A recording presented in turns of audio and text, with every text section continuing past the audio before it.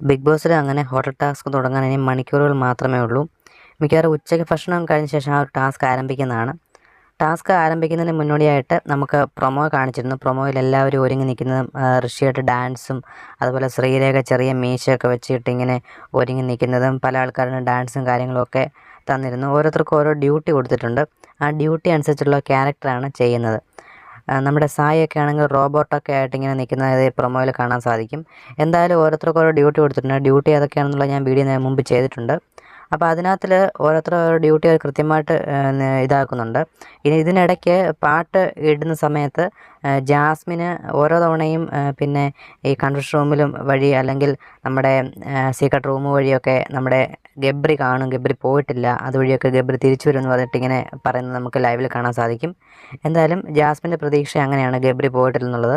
പിന്നെ വരുന്നത് നമ്മുടെ സാബുമോൻ ഇതിലേക്ക് കയറി വരുന്നതാണ്. സാബുമോൻ വരുന്നുണ്ട്. സാബുമോനാണെങ്കിൽ ഏഷ്യാനെറ്റിൻ്റെ യൂട്യൂബ് ചാനലിലെ പ്രൊമോയിലെ താഴെയൊക്കെ കമൻറ്റ് കാണാൻ സാധിക്കും. സാബുമോൻ ഏഷ്യാനെറ്റിനെ അല്ലെ ബിഗ് ബോസിനെ കുറ്റം പറഞ്ഞിട്ട് സാബുമോൻ വീണ്ടും ഇതിലേക്ക് വരുന്നു എന്നുള്ള ഇത് കാണാൻ സാധിക്കും. എന്തായാലും സാബുമോൻ വരുന്നത് കളി മാറ്റി മറിക്കാനുള്ള ചാൻസ് ഉണ്ട്. കാരണം സീസൺ ഫസ്റ്റിലെ വിന്നറായി സാബു മാറിയിട്ട് ശേഷം പിന്നീട് ഇപ്പോഴാണ് ബിഗ് ബോസിലേക്ക് വരുന്നത്. കഴിഞ്ഞ ഒരാഴ്ച മുമ്പ് സാബുമോൻ ബിഗ് ബോസിനെ പറ്റി കുറേ വീഡിയോ ഒക്കെ നമ്മൾ ഇട്ടിരുന്നത് കണ്ടതാണ് നിങ്ങളെല്ലാവരും. എന്നിട്ടും ഇതിലേക്ക് വരുന്നു എന്ന് പറഞ്ഞ് ഒരുപാട് പ്രേക്ഷകർ നെഗറ്റീവ് കമൻറ്റ് ഇട്ടിട്ടുണ്ട്. എന്തായാലും ഇതിനെപ്പറ്റി നിങ്ങളുടെ അഭിപ്രായങ്ങൾ കമൻറ്റായി രേഖപ്പെടുത്തുക. കൂടുതൽ ബിഗ് ബോസ് വാർത്തകൾക്കും വിശേഷങ്ങളും വേഗത്തിൽ അറിയാനായിട്ട് മറക്കാതെ നമ്മുടെ ചാനൽ ഒന്ന് സപ്പോർട്ട് ചെയ്ത് സബ്സ്ക്രൈബ് ചെയ്ത് വെക്കുക. Thank you.